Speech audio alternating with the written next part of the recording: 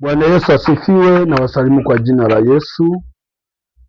Niko mbele zenu kualika katika ibada ya kesho, lakini kabla ya mambo yote nijitambulishe. Naitwa Mchungaji Josephat Charles, kanisa la Seki, tuko Bushitu katika madhabahu ya hospitali kuu ya Mungu ya kiroho.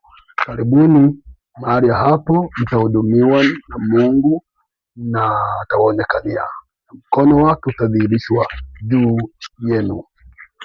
Nawakaribisha nyote mlioko Pasiasi, mlioko Kisesa, mlioko Igoma, mlioko Ilemela, Kilumba, mlioko Nyashishi, mlioko sawa ya juu, sawa ya chini na Fumagila na kadhalika, na maeneo yote Kisesa pamoja na Kishili na pamoja na mtaa wa Bushitu, wote mlioko mnaotufuatilia kwa njia ya media, niwakaribisha kwenye ibada ya kesho. Ni ibada yenye nguvu za Mungu zikitawala na neema ya Kristo na Roho Mtakatifu akiwa kazini na malaika wakiwa kazini kwa ajili ya kuwahudumia watakatifu.